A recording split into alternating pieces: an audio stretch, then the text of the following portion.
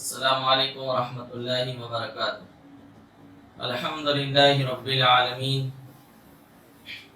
والصلاة والسلام علی سید المرسلین اما بعد۔ والصلاة والسلام علیکہ یا رسول اللہ صلی اللہ تعالی علیہ وسلم۔ میرے پیارے آقا علیہ الصلوۃ والتسلیم کے پیارے دیوانوں، اس سے بیشتر نشست میں آپ نے زکوٰۃ واجب ہونے کی 10 شرطیں اور اس کے مسائل احکام تفصیلی طور پر سماعت فرمائے تھے۔ آج زکوٰۃ کا ایک اہم عنوان، اہم باب، زکوٰۃ کن لوگوں کو دی جائے، زکوٰۃ کے مصارف کیا ہیں، کون لوگ زکوٰۃ کے مستحق ہیں، تو انشاءاللہ اس پر گفتگو کی جائے گی۔ میرے پیارے آقا علیہ السلام کے پیارے دیوانوں، قرآن نے اس کے مصارف کو بیان فرمائے، مستحقین کی فہرست قرآن میں بیان کی گئی۔ جو مستحق ہے زکوٰۃ کے، 7 لوگوں کو قرآن نے مستحق زکوٰۃ قرار دیا ہے۔ پہلا فقیر، دوسرا مسکین، تیسرا عامل، چوتھا رقاب، پانچواں غارم، چھٹا فی سبیل اللہ، ساتواں ابن السبیل۔ یہ 7 مستحق زکوٰۃ ہیں۔ ان میں سے آپ جس کو دیں گے زکوٰۃ ادا ہو جائے گی۔ فقیر سے کون مراد؟ تو یہاں شرعی فقیر مراد ہے۔ جن لوگوں نے اپنا پیشہ بنا لیا ہے، وہ پورا سال سوال کرتے رہتے ہیں اور تھیلا وغیرہ لے کے گھومتے رہتے ہیں، ایسے لوگ یہاں مراد نہیں ہیں، بلکہ شریعت کے نزدیک جو فقیر ہے وہ شخص ہے جس کے پاس کچھ ہو مگر نہ اتنا کہ نصاب کو پہنچے، اور اگر نصاب کو پہنچتا ہو تو وہ چیز اس کی حاجت اصلیہ میں شامل ہو، جیسے رہنے کا مکان ہے، آمدنی کے ذرائع ہیں، دکان ہے، اسی طرح سے گھریلو سامان ہے۔ یہ سب لے کر اگر نصاب بنتا ہے تو مالک نصاب نہیں ہوگا، وہ شریعت کے نزدیک فقیر ہوگا۔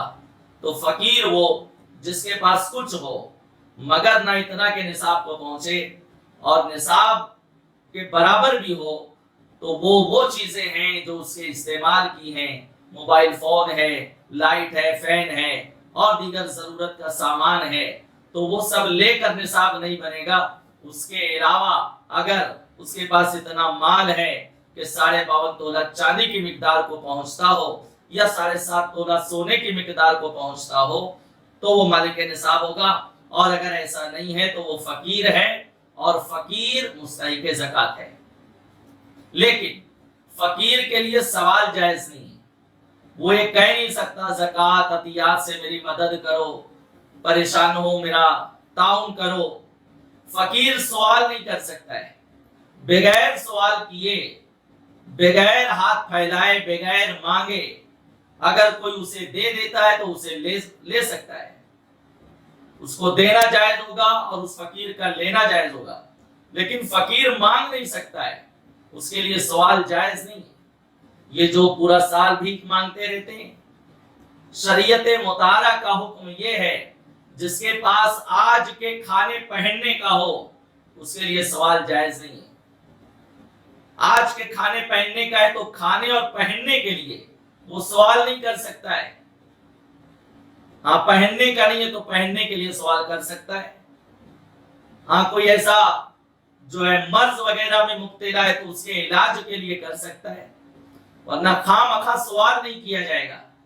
حضرت فاروق اعظم رضی اللہ تعالیٰ عنہ نے اپنے دور خلافت میں دیکھا کہ ایک شخص اپنے کاندھے پر تھیلا لادے ہوئے ہے اور اس میں اناج ہے، کھانے پینے کے اشیاء ہے، راشن ہے، اور پھر بھی بھیک مانگ رہا ہے۔ تو آپ نے اس کا تھیلا چھنوایا۔ تھیلا چھیننے کے بعد جہاں صدقے کے گھوڑے بندے تھے، آپ نے وہ تھیلا کھول کر وہ اناج، وہ کھانے پینے کی اشیاء ان گھوڑوں کے سامنے ڈال دی، کیونکہ وہ صدقہ تھا اور گھوڑے صدقے کے تھے، تو ان کے سپرد کر دیا۔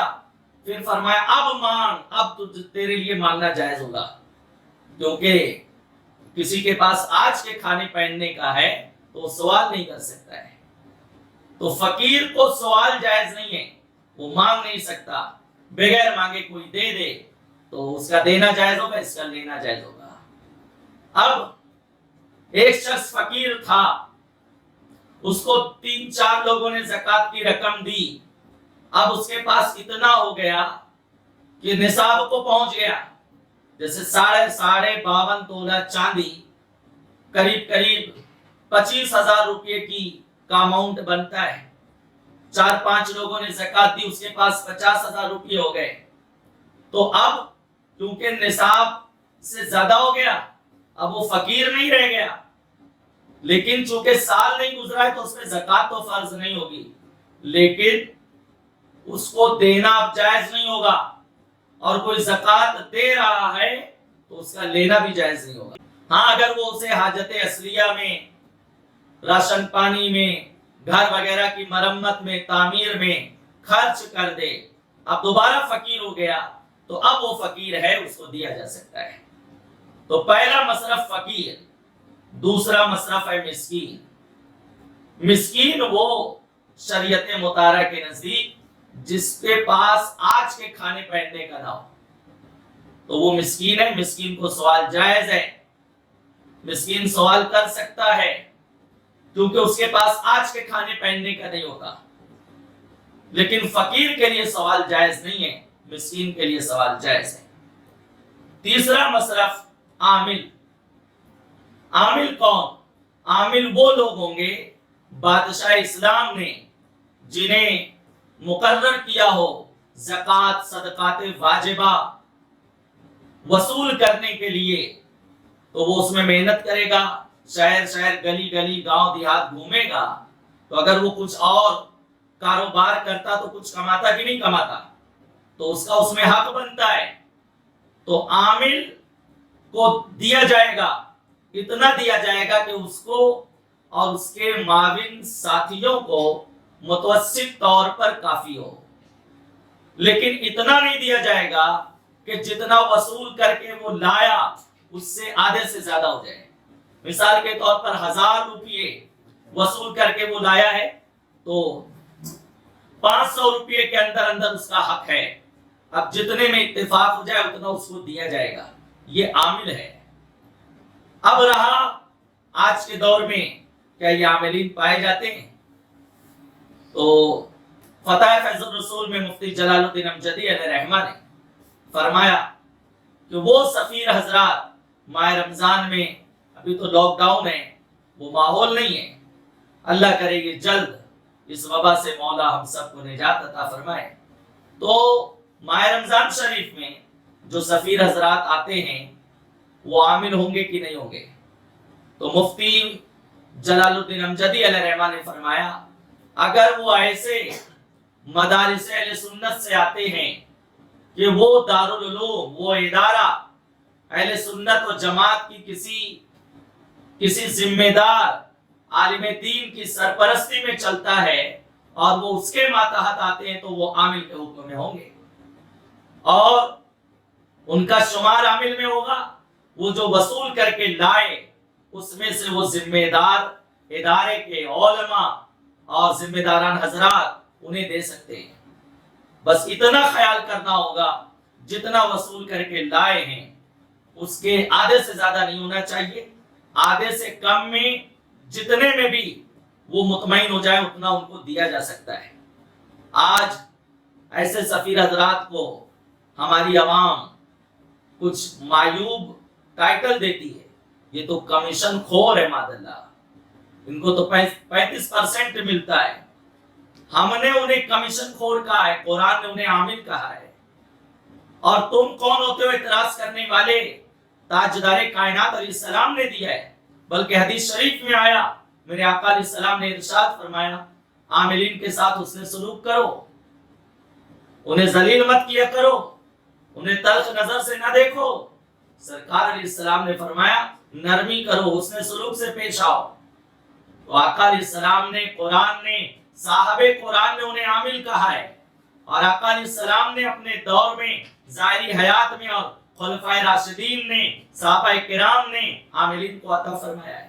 تو یہ سفیر حضرات جو کسی ذمہ دار عالم دین کے ماتحت آتے ہیں، ان کے زیر نگرانی ہے وہ ادارہ، تو وہ عامل کے حکم میں ہوں گے، ان کو دینا जायज होगा। चौथा रिकाब, यानी गुलाम। अगर किसी के मौला ने, उसके आका ने गुलाम से कह दिया हो कि इतनी रकम दो, मैं तुम्हें आजाद करता हूं, तो उसको ज़कात दी जा सकती है ताकि वो गुलामी की जंजीर से, कैद से आजाद हो जाए, उसकी गर्दन आजाद हो जाए। बहरहाल आज कोई किसी का गुलाम नहीं है। पांचवा मसरफ गारिब, मकरूज। कोई कर्जदार है तो कर्ज, एक हसास आदमी का कर्ज में डूब जाना, अल्लाह अकबर, उसकी नींद उड़ाने के लिए काफी होता है।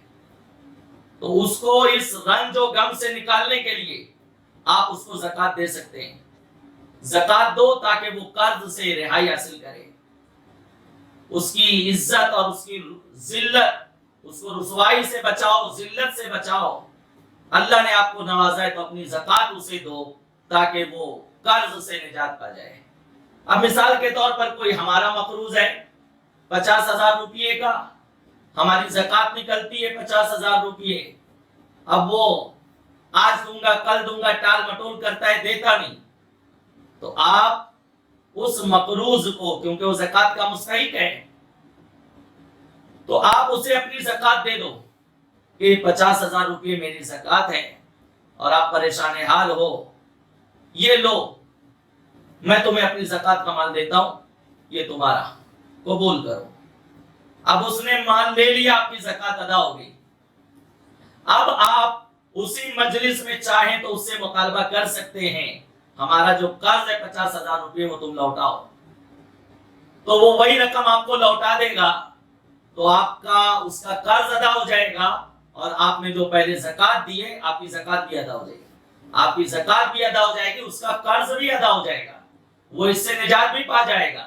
और अगर वो मोहब्बत से नहीं देता तो आप सख्ती करके भी उससे वसूल कर सकते हो, क्योंकि आप जो अब मांग रहे हो अपना हक मांग रहे हो, आप कर्ज लेना चाह रहे हो उससे, जो आपने उसको कर्ज दिया है उस रकम का तकाजा कर रहे हो, तो अगर कुछ सख्ती भी कर दें पैसा लेने में तो ये आपके लिए नाजायज नहीं होगा, उसका कर्ज अदा हो जाएगा, आपकी ज़कात अदा हो जाएगी।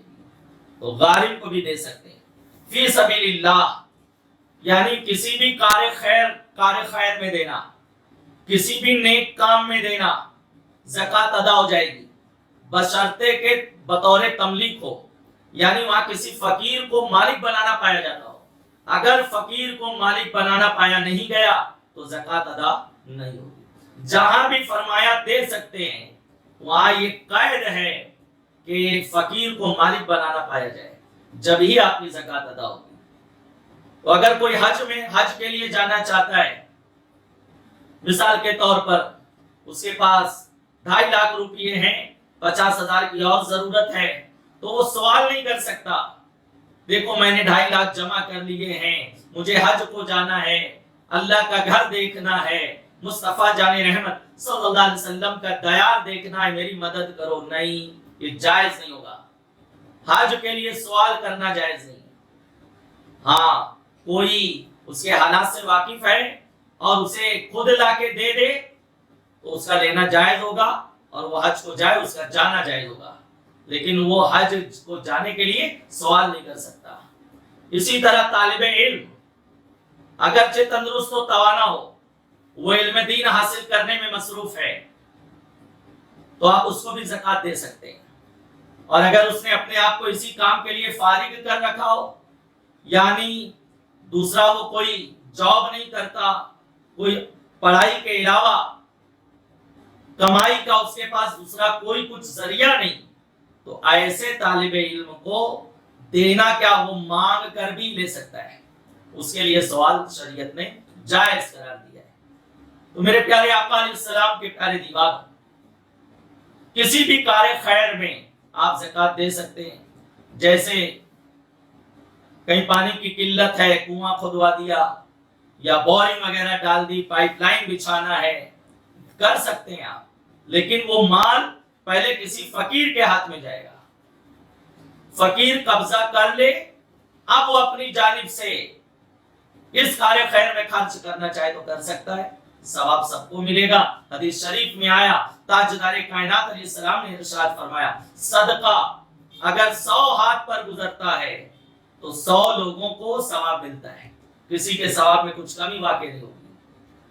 तो फकीर ज़कात के माल पर कब्जा कर लिया, सदक़े के माल पर कब्जा कर लिया, अब वो अपनी जानिब से किसी भी नेक काम में खर्च करना चाहे तो कर सकता है, ये जायज होगा। और अगर डायरेक्ट आपने सड़क बनाने में चंदा दे दिया, पाइपलाइन बिछाने में ताउन कर दिया, आप सोचें ज़कात अदा हो जाएगी? ज़कात अदा नहीं होगी। वजह ये कि वहां किसी फकीर को मालिक बनाना नहीं पाया गया। इसी तरह 7वां मसरफ है इब्नुल सबील, मुसाफिर। सफर में आम हादसात होते रहते हैं, लोग का पर्स चोरी हो जाता है, मुसाफिर की पॉकेट मार ली गई है, अब वो अभी मंजिल पे पहुंचा नहीं है, दौरान सफर ये हादसा हो गया है, तो अब वो परेशान है, उसको किराया कहां से मिलेगा, खाएगा क्या? चलो आज जदीद सहूलत है, उसका एटीएम कार्ड वगैरह अकाउंट है तो वो उससे इस्तेफादा कर सकता है। और अगर पर्स में यही सब था, ये सब कार्ड वगैरह सब पर्स में थे, उसका पर्स गायब हो गया, तो अब वो मुसाफिर, उसको कर्ज कौन देगा, कौन उसकी मदद करेगा?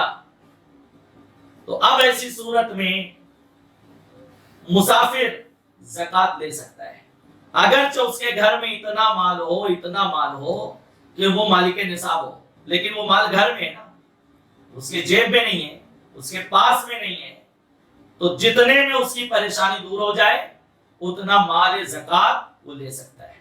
मेरे प्यारे आका अलैहिस्सलाम के प्यारे दीवारों, आज के इस लॉकडाउन के दौर में हर कोई परेशान है, अच्छे अच्छे लोग परेशान हैं, लोगों की दुकान बंद है, तिजारत बंद है, कारखाने बंद हैं, और न जाने सिलसिला कब तक चलेगा, अल्लाह खैर फरमाए। तो अब ऐसी सूरत में हम ज़कात किन लोगों को दें? क्या ये जो वक्ती तौर पे परेशान हैं, क्या ये मुस्तहिक़े ज़कात हैं? ये मजदूर तबका मुस्तहिक़े ज़कात है? तो मैं अर्ज करना चाहूंगा, मैंने फकीर की तारीफ आपको पहले बता दी। फकीर वो जिसके पास कुछ हो मगर ना इतना हो कि निसाब को पहुंचे, तो वो फकीर है। अक्सर जो मजदूर तबका रहता है उनके मर्द हजरात फकीर होते हैं, औरतों के पास 1.5 तोला सोना होता है, लेकिन मर्द हजरात जो महीने भर कमाते हैं, महीना मुकम्मल होते होते उनका हाथ खाली हो जाता है, वो निसाब के मिकदार को नहीं पहुंचता है। तो वो लोग, जैसे एक रिक्शा चलाने वाला है, एक लूम चलाने वाला है, वो पूरा महीना जो कमाता है उसी से गुजारा होता है। अब रिक्शा खड़ा है, कारखाने बंद हैं, तो अब वो फकीर होने की कौन सी सनद आपको पेश करेगा? ठीक है, उसका मांगना जायज नहीं, तो आपका देना तो जायज है, उसका लेना तो जायज है।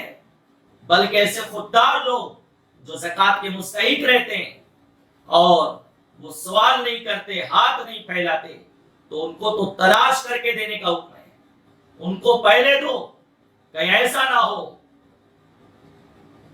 शर्म और हया की बुनियाद पर उसको फाके की नौबत आ जाए, उसके लिए नुकसान का सबब बन जाए, तो ऐसे लोगों को दिया जाए।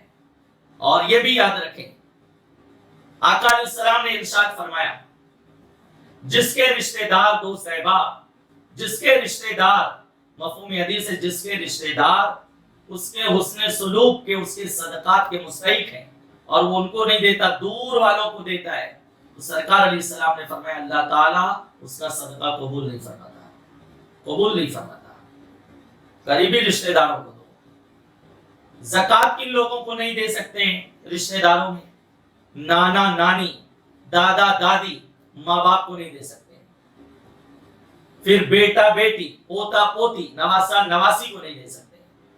इसके अलावा भाई बहन को, बहन भाई को, खाला को, खालू को, चचा भतीजे को, भतीजा चचा को, मामू को, मोमानी को ज़कात दे सकते हैं। आप बस जहां दे सकते हैं वहां ये कैद है कि जिसे दिया जा रहा है वो फकीर होना चाहिए या मिस्कीन होना चाहिए। تو آپ کی زکات ادا ہوگی۔ تو ہمارا بھائی، اس کا کاروبار اچھا چلتا تھا، اب وہ پریشان ہو گیا، تو لوگوں کا حال بھی عجیب ہے، جب تک کوئی منہ کھول کر بولے گا نہیں، لوگ اسی جانب مائل نہیں ہوں گے۔ وہ سمجھتے ہیں کہ اس کا اچھا چل رہا ہے، مانگ نہیں رہا اس لیے، تو کوئی مانگے گا جبھی آپ دیں گے، اور فقیر کے لیے تو سوال جائز نہیں ہے، وہ شریعت کے حکم پر عمل کرے گا تو بھوکا مر جائے گا۔ تو میرے عزیزوں، یہ بھی ہے کہ آپ پریشان ہیں،